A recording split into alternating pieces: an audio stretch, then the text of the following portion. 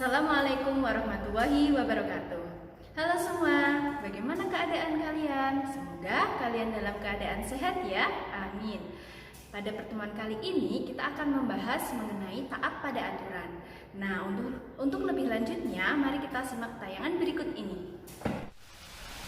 Taat pada aturan. Nah, ada yang tahu apa gunanya aturan? Mengapa aturan itu dibuat? Nah, apa juga jadinya jika aturan tersebut tidak ditaati?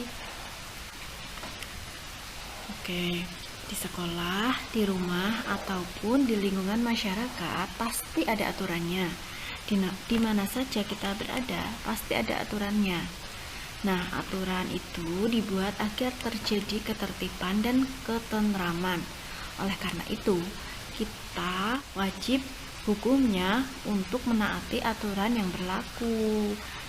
Nah, setiap manusia ingin hidup damai, tentram, dan bahagia. Kehidupan yang damai akan muncul jika tidak ada pelanggaran terhadap aturan yang berlaku. Jadi, jika kalian ingin hidup damai, tentram, bahagia, itu kalian juga harus taat.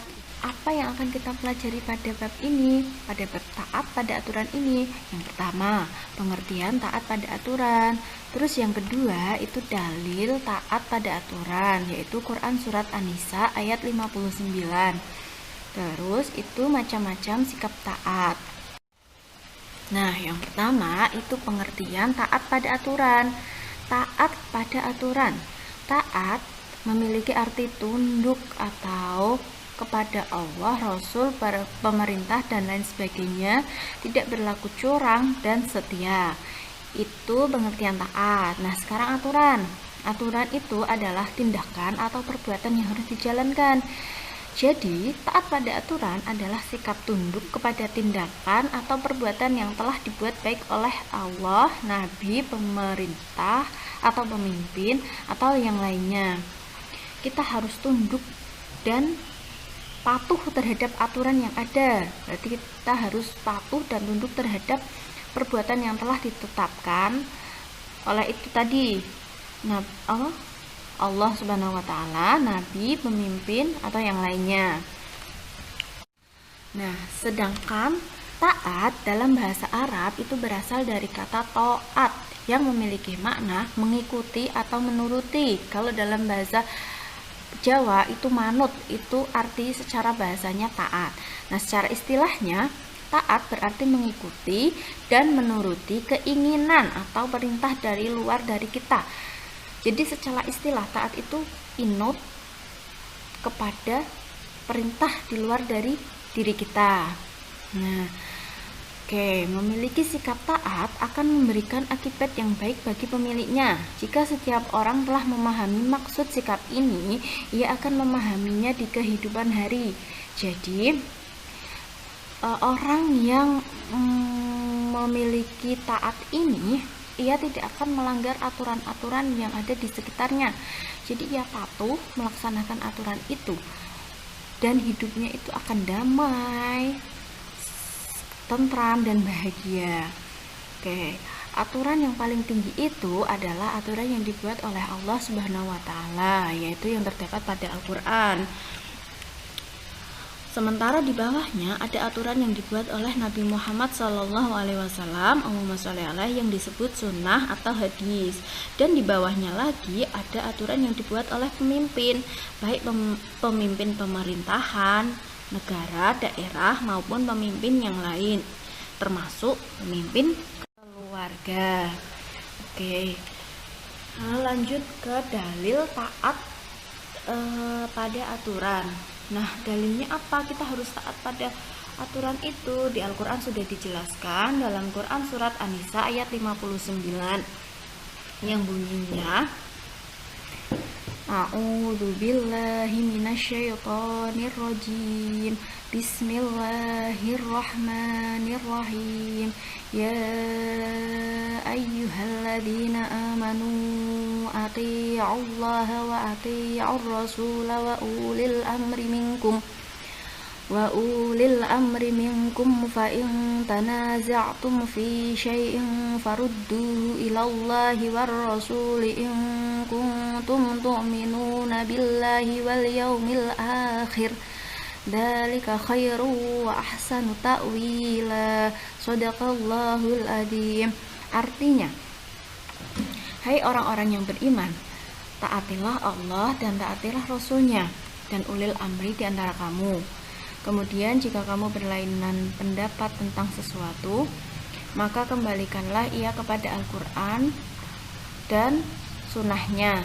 Jika kamu benar-benar beriman kepada Allah dan hari kemudian, yang demikian itu lebih utama bagimu dan lebih baik akibatnya. Quran Surat An-Nisa ayat 59. Jadi dalam Quran Surat An-Nisa ayat 59 ini kita diwajibkan taat pada Allah atau Al-Quran, terus taat pada Rasulnya atau itu mengikuti sunnahnya, dan yang ketiga taat pada ulil amri atau pemimpin. Oke, lanjut ke macam-macam sikap taat. Nah, sikap taat itu ada berapa?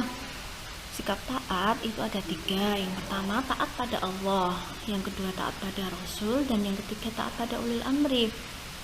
Nah, ketaatan kepada Allah menempati posisi tertinggi sebagai seorang muslim.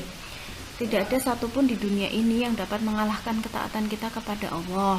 Menunaikan perintah Allah dan menjauhi larangannya merupakan cara menunjukkan ketaatan pada Allah. Jadi, jika kita taat pada Allah itu ya lakukan apa yang diperintah Allah dan menjauhi segala larangannya, itu merupakan cara kita menunjukkan taat kita kepada Allah. Nah, ketaatan selanjutnya yaitu taat pada Rasul. Bagi setiap muslim yang taat kepada Allah harus melengkapinya dengan menaati segala perintah Rasulullah sebagai utusannya. Jadi ketika sudah taat pada Allah, ya dilengkapi dengan taat pada Rasul, ya dengan cara melaksanakan sunnah-sunnah beliau dan lain sebagainya itu. Nah, taat selanjutnya yaitu taat pada ulil amri. Jenis ketaatan seperti yang disebutkan di atas atau taat pada Allah dan Rasul itu akan lebih sempurna kalau diiringi dengan ketaatan dan kepatuhan terhadap ulil amri atau pemimpin, selama pemimpin itu tidak menyimpang dari nilai-nilai kemanusiaan dan nilai-nilai agama. Kita juga harus patuh terhadap pemimpin selama pemimpin itu tidak menyalahi norma kemanusiaan dan norma agama. Itu kita wajib menaatinya. Nah, sebuah institusi dari yang terkecil yaitu keluarga sampai yang terbesar adalah negara tidak akan tercapai kestabilan tanpa adanya seorang pemimpin. Tanpa adanya seorang pemimpin dalam sebuah negara, tentulah negara tersebut akan menjadi lemah dan mudah terombang-ambingkan oleh kekuatan luar. Oleh karena itu, Islam memerintahkan umatnya untuk taat kepada pemimpin. Dengan ketaatan rakyat kepada pemimpin, tentunya yang tidak bermaksiat, akan terciptalah keamanan dan ketertiban serta kemakmuran. Jadi, jika kalian ingin Indonesia itu damai, tentram, dan sejahtera, kalian harus taat pada pemimpin yang ada, baik itu pemimpin pemerintahan daerah maupun pemerintahan pusat. Kalian jangan mudah diadu domba, kalian jangan mudah dihasut. Kalian punya pemimpin dan pemimpinnya itu benar, tidak menyalahi norma kemanusiaan dan norma agama, ya kamu wajib mengikutinya, mematuhinya. Nah, contoh taat pada ulil amri dalam kehidupan sehari-hari itu contohnya seperti apa, Bu?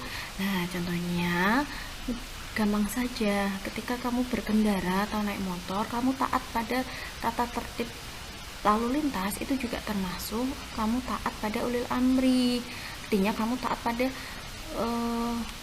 norma-norma yang udah dibuat oleh kepolisian, itu juga termasuk taat pada ulil amri, no. Terus, nah, dari tadi Ibu sebutkan ulil amri. Nah, sebenarnya apa sih, Bu, ulil amri itu? Di slide ini Ibu akan tampilkan 3 pendapat mengenai pengertian ulil amri. Pendapat yang pertama itu dari Abu Ja'far Muhammad bin Jarir al-Tabrani. yang berpendapat bahwa ulil amri adalah umarok ahlul ilmi wal fikih. Jadi mereka yang memiliki ilmu dan pengetahuan akan fikih. Nah, tapi sebagian ulama yang lain berpendapat bahwa sahabat-sahabat Rasulullah SAW itulah yang dimaksud dengan ulil amri. Nah, menurut pendapat yang lain, itu sahabat-sahabat Rasul yang 4 itulah yang disebut dengan ulil amri. Oke, pendapat yang kedua itu dari Al-Mawardi yang berpendapat ada 4 pendapat dalam mengartikan kalimat ulil amri. Nah, jadi Al-Mawardi ini punya 4 pendapat dalam mengartikan ulil amri. Pendapat makna yang pertama itu ulil amri itu adalah para pemimpin, yang artinya pemimpin masalah keduniaan. Jadi mereka hanya memimpin masalah keduniaan, contohnya presiden, kepala desa, DPR itu. Nah, yang arti kedua itu artinya ulama dan fuqaha. Jadi jelas mereka yang disebut ulil amri menurut Al-Mawardi ini ulama dan fuqaha. Terus makna yang ketiga sahabat-sahabat Rasulullah. Nah, jadi makna yang ketiga menurut Al-Mawardi ini adalah sahabat-sahabat Rasulullah yang termasuk sahabat-sahabat Nabi itu disebut ulil amri. Yang makna keempat adalah 2 sahabat saja, yaitu Abu Bakar dan Umar.